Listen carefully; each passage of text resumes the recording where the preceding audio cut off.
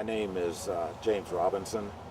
I'm 74 years old, and I was diagnosed with CMT in my early 50s. It changes you a lot. I found with myself it just makes you, probably the most specific thing, it makes you more patient because of the inability to do things as quickly and easily as you once did. You don't give in. You just keep on going with things. And what used to take you 10 minutes may take you an hour.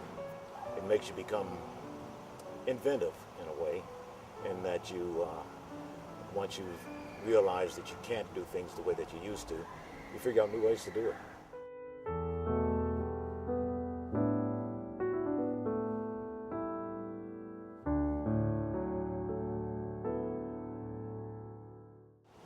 I was in probably my mid-50s before I realized I had CMT.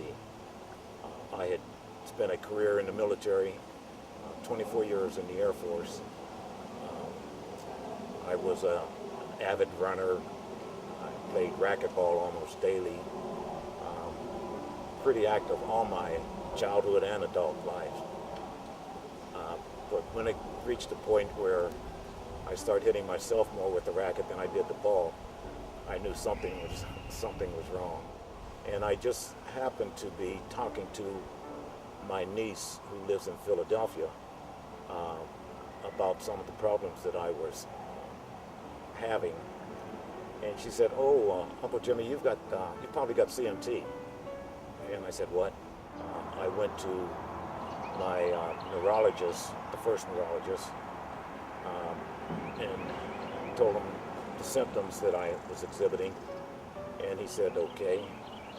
And I said, "Well, I think it's CMT." And he said, "You think it's what?"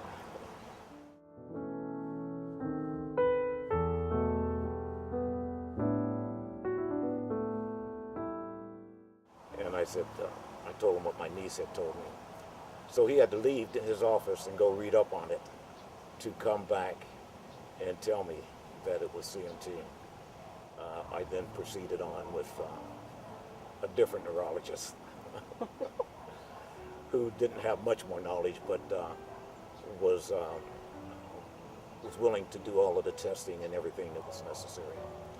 So I did go through all of the shock therapy and as well as the blood tests to confirm.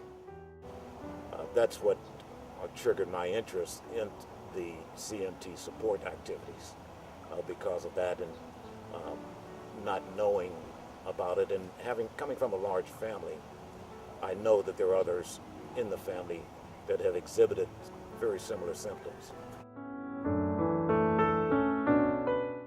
I don't think any of us, except the really truly dedicated medical staff, knew a lot about CMT at that time. In that conference at the hospital in St. Louis was one of the earlier conferences, and it was heavily medical jargon. As we were there in the auditorium listening to the director, he made a comment about something about the origin of CMT and its effects, but he said that it does not affect African American race, and everyone in the auditorium just laughed. It's at least 15 years ago.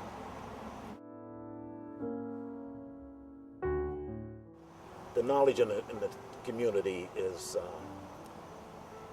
probably exploded 100-fold. Even now, I talk to the dental assistant, and she knows about CMT. Every chance that I get to talk to anyone in the medical profession, I talk to them a little bit about CMT. Every doctor that I go to and every doctor that my family goes to, I try to encourage them to always bring up CMT.